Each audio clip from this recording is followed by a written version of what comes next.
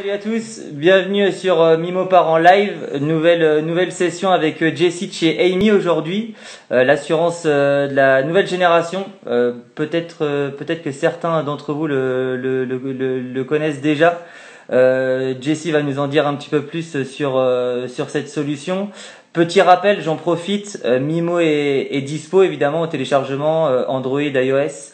On a beaucoup d'actualités et on vous partage justement tous les changements à venir depuis l'application, entre autres évidemment à travers tous les autres contenus. Donc n'hésitez pas à venir rejoindre la communauté de pirates. On a pas mal de choses à vous proposer, ces prochains jours.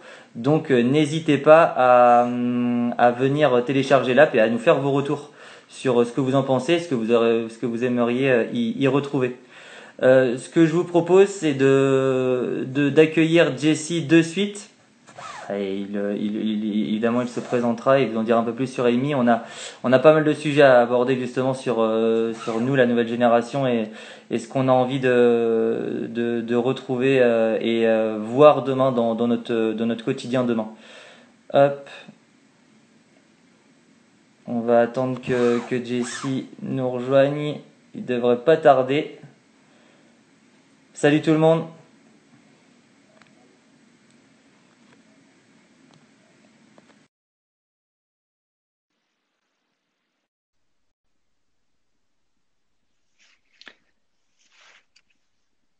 Allez, c'est parti. Yes. Salut Anthony. Salut Jessie. Tu vas bien? Super, et toi? Ouais, très très bien, je te remercie. Bon, tu m'entends bien, c'est tout bon pour toi? C'est nickel pour moi. Ok, eh bien magnifique. Eh bien, merci de prendre de ton temps pour que l'on puisse échanger ensemble et que tu puisses nous présenter un petit peu Amy et justement vous proposer également une solution plutôt orientée nouvelle génération. Et je pense qu'il y a pas mal de choses à dire. Déjà, est-ce que tu peux te présenter en quelques secondes? Ouais, bien sûr. Je suis le social media manager de la marque Amy. Ok. Voilà. Moi, j'adore tout ce qui est création de contenu de marque. Je fais de la vidéo aussi à côté. Et Ok. j'essaye de m'engager un peu dans tous ces écosystèmes. Je suis passionné par l'innovation. Je suis en train de passer une petite certification Scrum. Je profite du confinement, je pense, comme tout le monde, pour essayer de continuer de me Ouais. former. Et puis voilà. Ok, ça roule. Et justement, le pro, enfin le social media manager que tu es, j'imagine que tu dois avoir pas mal d'avis sur le sujet. Pour toi, quels vont être ou peut-être le changement qui va arriver et qui va avoir lieu ces prochains jours par rapport à la situation qui se passe actuellement? Quel va être le changement, on va dire, dans notre quotidien professionnel sur les jours et mois qui arrivent? Je pense que le changement logique qui va arriver dans notre quotidien professionnel, ça va surtout être une accélération forcée de la transformation digitale des entreprises qu'on voit en fait qui s'est déjà produit. Donc il y a des entreprises qui prennent le pas facilement parce que c'était déjà dans leur culture d'entreprise et qu'elles n'étaient pas en train de reculer l'échéance continuellement. Mm. Mais là, on va arriver vers une généralisation du télétravail. Je pense qu'on le voit beaucoup. Je vois beaucoup de contenu qui parle de ça, qui se dit mais en fait pourquoi est-ce qu'on va au bureau, enfin pourquoi est-ce qu'on se déplace pour travailler si on bosse bien sûr dans Ouais. des conditions et dans des secteurs qui nous le permettent, pourquoi est-ce que parfois on reste pas chez nous? Je vois donc moi je suis basé à Marseille. Déjà sur Marseille, bon, les transports en commun, il y a un peu de monde, mais c'est pas encore la folie comme sur Paris, par exemple. Sur Paris, je pense qu'un travailleur en moyenne, on a aussi des bureaux sur Paris avec Amy, passe 1 heure et demie dans les transports en commun le matin et 1 heure et demie le soir aussi. Je trouve que c'est complètement fou. Ça impacte le bien-être du travailleur, du salarié, ça impacte sa motivation, c'est une source de stress supplémentaire. Alors pourquoi pas considérer le télétravail plus et du moins essayer de vraiment mettre en place un écosystème qui permet de faire du télétravail et du flex office parce que je crois pas complètement en l'arrêt du travail de bureau, mais par contre en justement une diffusion plus large d'un mélange en fait. Ouais, Flex voilà. office et télétravail, on vient au bureau quand on a envie et quand on doit vraiment faire quelque chose qui demande de l'interaction avec les gens pour moi. Voilà, je Ouais, pense que ça va être complètement. la plus différence. De manière organisée pour que ça ait du sens, etc. Mais en effet, comme tu le dis, si on part du principe, et pour beaucoup c'est bien pire, mais 2 heures par jour, ça fait une dizaine d'heures par semaine. C'est En énorme. un mois, on peut déjà apprendre une nouvelle langue juste en capitalisant sur ce temps-là passé dans les transports, quoi, limite, quoi. C'est Donc ça. c'est non, non, mais ça invite à au moins essayer de remettre du bon sens dans ce qu'on fait au quotidien et des choses qu'on faisait habituellement et qu'on prenait plus le temps de réfléchir au sens de ces actions-là, quoi. Donc, ok, ben je pense que justement, il y a pas mal de choses à dire là-dessus. Et toi, on va revenir sur Amy après, mais vous qui intervenez beaucoup auprès justement de la nouvelle génération, quel va être le rôle pour toi de nous, en tout cas de nous, la nouvelle génération d'actifs, dans les changements qu'il va y avoir à opérer ces prochaines semaines? Bah, pour moi, il va falloir vraiment qu'on arrive à s'exprimer, tu vois, qu'on arrive à s'exprimer, qu'on arrive à dire pourquoi on a envie que ça change, pourquoi on a envie que ça évolue. On doit prendre la parole. Je dirais pas qu'on a un rôle général de réformateur, mais un peu quand même, parce que on voit que notre génération, ce que je trouve intéressant dans notre génération et dans le travail actuellement, c'est qu'il y a encore l'ancienne garde, donc les dirigeants de plus de 50 ans qui ont du mal à évoluer et à voir changer certains systèmes, qui n'ont pas été remplacés par une nouvelle garde justement. Et il y a cette opposition constante qu'on voit beaucoup sur LinkedIn, d'ailleurs notamment, que je trouve assez drôle sur la façon de communiquer, parce qu'on communique beaucoup avec des travailleurs, on va dire, qui ont déjà roulé leur boss. Ouais. Je pense que notre rôle, c'est de réussir à... C'est pour ça que j'aime pas le terme de réformateur, je l'ai dit, mais je pense que notre rôle, c'est plus de réussir à communiquer nos idées et notre perception des choses d'une façon douce pour vraiment faire comprendre. C'est un rôle pédagogique, ouais, plus un rôle de pédagogie, je pense. Ok, Pour... donc du coup, avec beaucoup d'agilité, car faire de la pédagogie à des gens qui ont une cinquantaine d'années, qui ne sont peut-être pas prêts à écouter des conseils, en tout cas de la part de plus jeunes qu'eux, c'est là peut-être tout le vice de la situation, quoi. Ouais, mais par contre, je pense que tu vois, la situation qu'on a vécue et qu'on est en train de vivre va faciliter grandement le débat. Oui. Parce que bah, par exemple, les entreprises qui étaient encore en train de se dire bon, investir dans de la communication digitale, investir dans du social media, investir dans du marketing 100% digital, ouais, mais bon, ça sert pas à grand chose, et qu'il y avait encore une majorité d'investissements sur d'autres canaux sont en train de se remettre en question. Je pense que là, il y a une forte remise en question de beaucoup d'entreprises aujourd'hui. Et cette remise en question facilite le débat, à mon avis. Il faut en profiter justement pour activer ce débat. Il faut pas que ça s'arrête à la fin du. De toute façon, pour moi, le confinement ne va pas clore cette période. Il va falloir on sait même pas si le déconfinement va encore se faire le 11 mai. On sait même pas si on va pas vivre une autre période de confinement. Donc pour moi, il faut vraiment tout repenser. Il faut garder cette flamme activée de débat qui est super importante. C'est comme ça qu'on évolue et qu'on peut arriver vers un mode de travail plus raisonnable qui va respecter et le travailleur et l'environnement et arriver vers une économie plus sympa, je pense, à vivre et plus humaine. Ouais, bah écoute, j'en ai la conviction aussi et je sais que sur Mimo, il y en a plusieurs qui indiquent le fait que justement leur plus grosse crainte, c'est que ça redevienne comme avant en fait. Et qu'au final, c'est le moment pour essayer de changer structurellement les choses pour que, ben voilà, comme ce qu'on peut dire depuis le début, c'est justement la volonté de remettre un peu de bon sens et qu'on ne soit pas juste et juste, ben voilà, remettre un peu de bon sens. Est-ce que ça a vraiment du sens de faire ça tous les jours, tout le temps, tout le temps, tout le temps? Et comment on peut être beaucoup plus constructif et beaucoup plus, voilà, encore une fois, la notion de bon sens dans notre quotidien, quoi. Bah, de toute façon, c'est naturel dans notre génération. On parle de crise, de Carter crisis pour la crise des 25 ans, où on va s'interroger, justement, remettre en question. On voit des personnes qui ont un parcours tout à fait respectable, qui sortent de grandes écoles, qui arrivent dans des postes en entreprise énormes et qui se disent ah ouais, mais en fait c'est vraiment de la merde, et qui s'arrêtent et qui partent faire complètement autre chose. On peut lire des reconversions dans les milieux artisanaux parce que les gens cherchent du réel, du contact, et cherchent à se sentir bien et utile socialement. Et donc ça, on ne peut pas y couper en fait. Et au bout d'un moment, c'est machinal dans le marché. Si les entreprises ne s'adaptent pas à ça, elles vont se fermer au marché automatiquement, je pense. Donc pour moi, je me fais pas d'inquiétude là-dessus. Je pense que les entreprises et le marché va s'adapter naturellement. D'autant plus que cet événement fait que par la force des choses, on est obligé de le faire.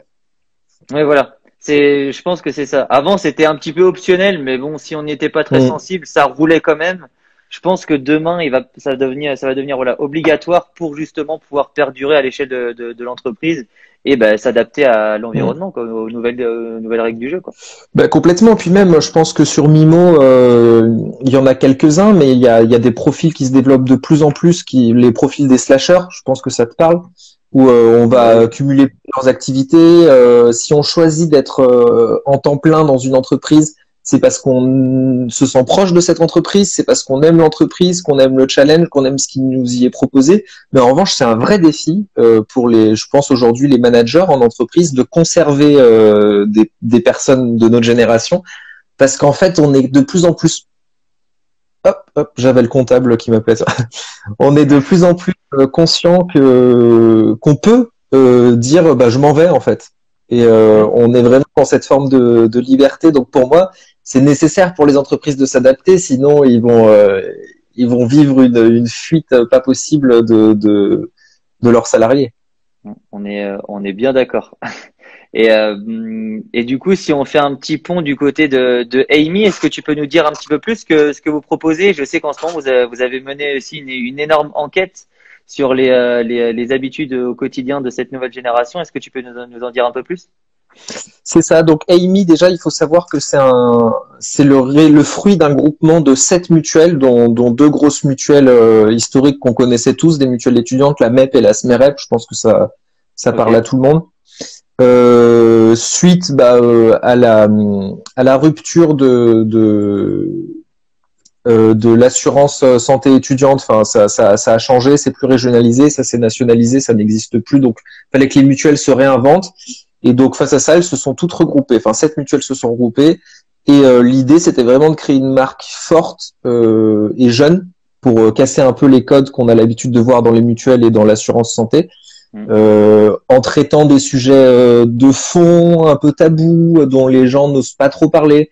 Par exemple, on a traité du polyamour, on a donné l'occasion à des personnes de s'exprimer, comme une vidéo qui a très bien marché qu'on avait fait avec un mec qui s'appelle Emmanuel, qui est un ancien drogué en fait, un ancien toxico, qui s'est repris en main, qui fait des études de médecine maintenant, mais qui raconte complètement ouvertement sa vie. On donne la parole à tout type de personnes. On a envie d'ouvrir le débat parce que justement, je pense que c'est ça aussi qui est caractéristique de notre génération, c'est qu'on veut parler en fait, et on en a marre du tabou, on n'en veut plus, on s'en fiche. hmm, Et ouais, c'est sur complètement. cette base-là que s'est construit Amy. C'est pour ça qu'on dit la mutuelle des jeunes, parce que c'est la mutuelle des gens qui veulent bousculer un peu les codes. Ok, Voilà. ça roule. Et justement, la deuxième question, qui était plus par rapport à votre sondage que vous faites en ce moment, tu peux nous en dire un peu plus? Bien sûr. Le sondage qu'on fait, en fait, c'est donc une enquête barométrique. Donc, c'est-à-dire qu'on a une partie de l'enquête qui va avoir les mêmes questions qui reviennent chaque semaine pour voir un peu l'évolution des tendances. Et ensuite, des Ok, petites questions d'actualité. Ça s'appelle le baromètre Moi jeune, confiné demain, qui a été réalisé avec le journal 20 minutes et avec Opinionway. ok. Et en fait, on se demandait quel était l'impact sur la santé, sur le moral et l'état d'esprit des 18-30 ans pendant cette période. Donc, on a un panel d'un peu plus de 600 personnes, Ok, étudiants et jeunes actifs, qui nous répondent chaque semaine justement sur ces problématiques. Par exemple, cette semaine, on a beaucoup vu la méfiance de nos sondés par rapport à la période d'après-confinement. Il y en a plus de d'accord. 75% qui ont peur, qui s'inquiètent, qui sont méfiants et qui s'inquiètent notamment du flicage, en fait. Hmm, Et on va dire ok. que, par exemple, l'application de tracing qui Que Stop le Covid, gouvernement, ouais, ouais, voilà, stop Covid, ouais. elle est assez mal reçue dans sa globalité. Il y a presque une personne sur deux qui est opposée, enfin, d'après notre sondage. Ok, avec la peur de l'utilisation de la donnée derrière et ce qui peut en être fait, j'imagine. C'est ça. Donc après, il faut bien faire la différence entre la géolocalisation et le contact tracing encore. C'est 2 technologies complètement différentes. L'application Stop Covid, si je dis pas de bêtises, hein, elle va faire du contact tracing normalement, donc c'est de la technologie Bluetooth qui est utilisée. Et pour Oui. l'utiliser, il faudra qu'on active son Bluetooth. C'est plus, on va voir les interactions entre les gens via le Bluetooth, mais on ne pourra pas localiser la personne quand on peut le faire avec de la géolocalisation. Ouais. Bon, après, encore une fois, je pense que c'est à eux d'être beaucoup plus clairs justement par rapport à ce Ouais. projet et Ah bah après, on oui, verra si on ce veut qu'ils font. parler de la communication gouvernementale actuellement, bon, ça doit être super difficile pour eux, mais au niveau de la com, on a eu des montagnes russes dernièrement. Ouais. Ouais, bah ouais, c'est pas dans la culture française d'être bon dans l'improvisation sur ce genre de sujet-là. Mm, Mais justement, transition parfaite. Là, plutôt le passionné de tout ce qui est communication, réseaux sociaux que tu es. Pour toi, quelles vont être les tendances en termes justement de communication à l'échelle peut-être même des entreprises pour sortir la tête haute de cette période de confinement et essayer d'être plus en phase avec les codes encore une fois de nous, la nouvelle génération, quoi. Bah, je pense qu'on le voit partout, mais je suis complètement d'accord avec ça et je trouve que c'est nécessaire. Il faut que les entreprises s'engagent. Il faut que les entreprises soient engagées à leur façon, qu'elles créent du lien, qu'elles proposent vraiment quelque chose et qu'elles se mettent à enfin se responsabiliser en fait d'un point de vue. Enfin, peu importe le point de vue, parce on peut pas être bon partout. J'ai envie de dire. C'est pas nécessaire pour une entreprise de se dire je vais être responsable à tous les niveaux, au niveau environnemental, sociétal, tout en même temps. Je pense que c'est pas possible, mais au moins de d'avancer et d'aller vers le mieux petit à petit à leur niveau. Et on voit plein de d'opérations qui sont super intéressantes comme ça des entreprises actuellement en communication. Par exemple, je vois je suis client BNP et non, la BNP, c'est une autre opération de com. Moi, je suis client Société Générale d'ailleurs. J'ai reçu un mail qui était super cool où ils offrent pendant le confinement l'accès à des cours à des cours en ligne sur plein de sujets. Et ça peut sembler rien, mais en fait, c'est une communication tu es mon client, mais je t'offre quelque chose. Et c'est quelque chose qu'on voyait déjà beaucoup, je trouve, chez les indépendants, parce que c'est la base de stratégie marketing plus globale Ouais, complètement. Ouais. de créer quelque chose d'intéressant, de l'offrir, avant justement de générer une vraie valeur de ça. Et je pense que ça va se généraliser, qu'on va vraiment plus être dans un échange. Et comme on le voyait déjà, on va dire que l'ancienne culture du marketing, tu sais, de masse, où il fallait faire du cold calling, du cold mailing à fond, où Mm. on automatisait à fond les réseaux sociaux avec des bots et toutes ces choses-là. Je pense que ça va finir par disparaître complètement parce que déjà aujourd'hui c'est dépassé et c'est contre-productif selon moi pour qu'on aille vraiment vers un échange humain sur les réseaux sociaux et intelligent, c'est-à-dire tu me laisses un commentaire, bah, je vais te répondre à toi spécifiquement et avec sincérité. Et je pense Mm. que on va de plus en plus aller vers de l'interaction humaine et avoir le vrai sens de ce qu'est le réseau social en fait. Ouais, complètement. Voilà. C'est cette notion justement de d'interaction, c'est aussi une conviction qu'on a fortement Ouais. chez Mimo et de dire bah en fait c'était de l'ancien monde où on faisait de la pub où je t'impose ma pub en plein milieu de ta vidéo YouTube et puis en gros je te dis achète mon produit, etc. Enfin c'est complètement dépassé quoi. Au pire créons quelque chose, mettons le point de rencontre ailleurs, et après, lorsque tu apprendras à nous connaître et que notre solution peut t'apporter quelque chose, bah après tu peux y adhérer, l'acheter, etc. Mais que l'acte d'achat soit dans un second temps et que la prise de contact soit ailleurs en fait, quoi, et beaucoup plus humaine, comme tu le dis. Mm.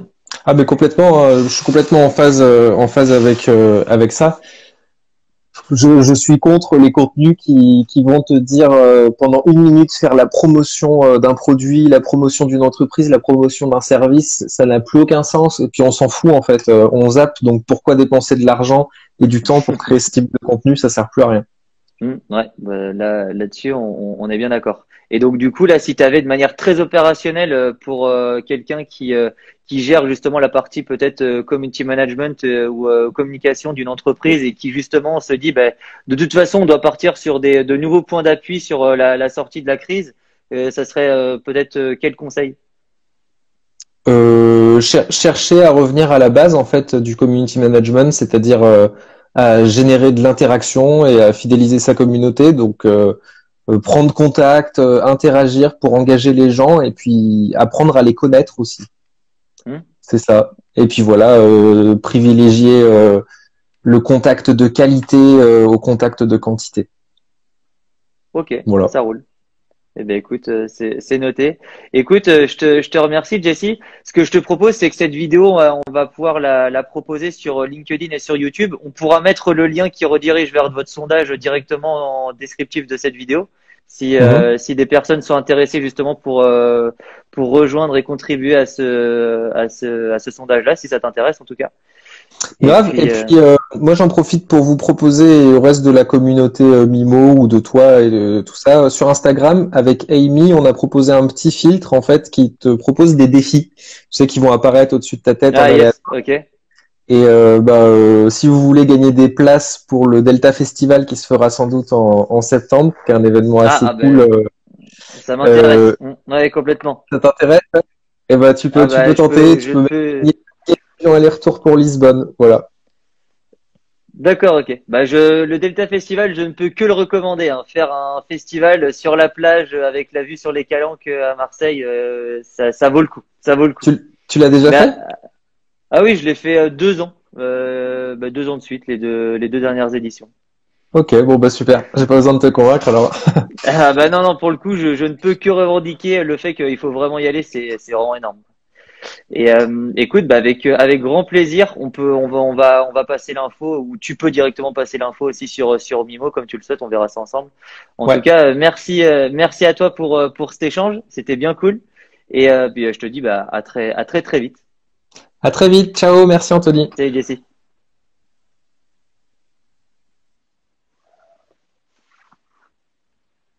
Hop, bon, j'espère que ça vous aura plu. Je ne sais pas si vous connaissiez Amy à la base, en tout cas pour avoir discuté pas mal avec Jessie aussi avant avec cet échange, ils ont vraiment une solution novatrice et comme il le disait, ils viennent vraiment casser les codes sur le monde dans le monde des mutuelles et des assurances. Pour ce qui est de Mimo, encore une fois, n'hésitez pas à aller faire un tour pour ceux qui n'ont pas encore l'application. On est en train de faire de façon à ce qu'elle puisse être le plus en phase avec nos attentes. Donc n'hésitez pas et surtout faites-nous vos retours. Et pour ma part, je vous dis à très vite pour le prochain live qui aura lieu, je ne sais plus quand, je crois que c'est demain. Oui, ça sera demain avec Crisas. Et d'ici là, prenez soin de vous.